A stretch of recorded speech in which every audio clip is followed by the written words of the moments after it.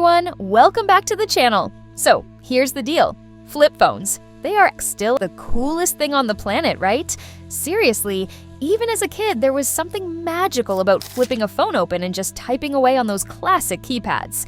Fast forward to today, and I'm rocking the Infinix Zero Flip, and let me tell you, this budget-friendly flip phone is making waves. Starting at just $50,000 or around $600, it's a whopping 80% cheaper. It's a whopping than any so-called other flip devices. I know, wild, right? Now, I've been using this for a couple of weeks and I'm asterisk, genuinely impressed. Infinix has really knocked it out of the park with the design. We have the pink variant and it's also available in black color, but only pink variant is WGSN trend, so keep in mind. And the build quality, not bad at all for the price. It's got a glass back, a nice big cover screen, and aluminum frames. The whole thing feels solid, but is it as sturdy as the other flip devices in the market? Well, it is, but let's dive in. The hinge, let's talk about it. First things first. The hinge. Infinix says this is tested to last for 4 lux folds. That's like 5 years of daily folding. If you unfold it about 200 times a day, and that's way more than what other flip devices promises. Cover screen. Bigger, but better. Now, onto the cover screen. Infinix claims it's the biggest in its price range, and technically, they're not wrong. But here's the catch. The right side is reserved for notifications, which means actual app space is kinda limited, but you can use most apps directly on the cover screen. Yep, that's something Samsung still can't pull off. I've been using Google Maps, YouTube, and even playing a few games, and it's pretty smooth. Now, I did try some heavy apps like BGMI and Call of Duty on cover screen, but nope, you won't be playing those on this cover screen directly. But hey, if you have BGMI already, download, then just go to Play Store and open from there. That's just a small trick. Once you should try to play with BGMI in cover screen. It's really fun to play on cover screen, and you have some game which you can play in full screen. And for regular tasks and social media, the screen's bright enough, and it's never been hard to see, even in direct sunlight. The main screen. A step up. Okay, time to open it up.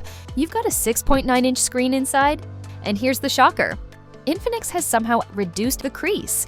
The crease on this phone is less visible, less intrusive to touch, and it feels way smoother than you'd expect for a first-gen flip. The screen itself has great color reproduction, solid brightness for indoor use. It's an LTPO display, so it can scale from 10 Hz to 120 Hz to save on battery life. When it comes to sound, the stereo speakers here are pretty good. They get a little shouty at the max volume, so keep it around 70 to 80% and they'll sound awesome. Software. Okay, not perfect, but close. This phone's running Android 14 with XOS. And I have to admit, it's gotten much better over time. There's almost no bloatware and the animations are pretty snappy. However, the one downside, 2 years of OS updates. That's it. So, you'll be stuck on Android 16, but at least it's not too bad for the price.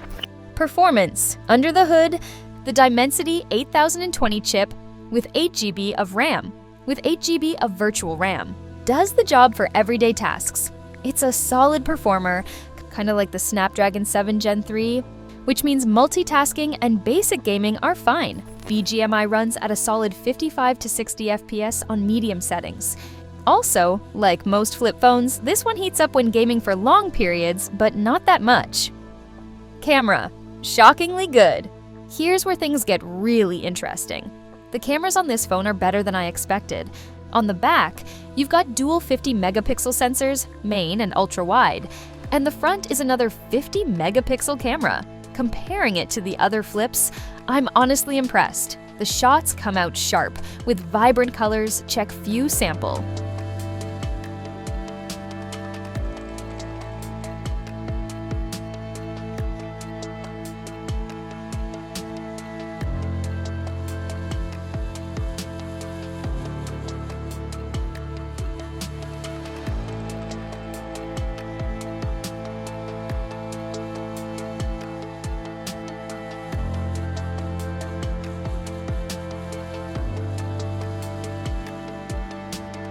And for the video quality, you can shoot at 4K 30 FPS from back camera and 4K 60 FPS from front camera. That's great. Now, the battery life on the Zero Flip is decent. It's packed 4,700 mAh battery, and you'll get through a full day with moderate use. I usually needed to plug it in around 8 p.m., but here's the good news. It charges like a rocket. You get a 70W charger in the box, and it'll go from 0 to 100% in less than an hour. So, should you buy the Infinix Zero Flip? Well, if you love flip phones but don't have so much money, this one is a steal. For the price, you're getting a beautiful design, a good display, reliable cameras, and a decent battery, all packed into a flip form factor.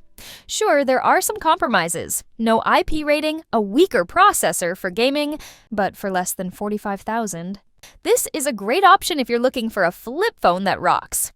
So, what do you think? Are you in for the Infinix Zero Flip? Drop your thoughts in the comments below. And of course, if you enjoyed this video, don't forget to like, subscribe, and hit that bell icon for more awesome reviews. Alright, that's it for today, and thanks for hanging out with me. See you next time. Happy flipping!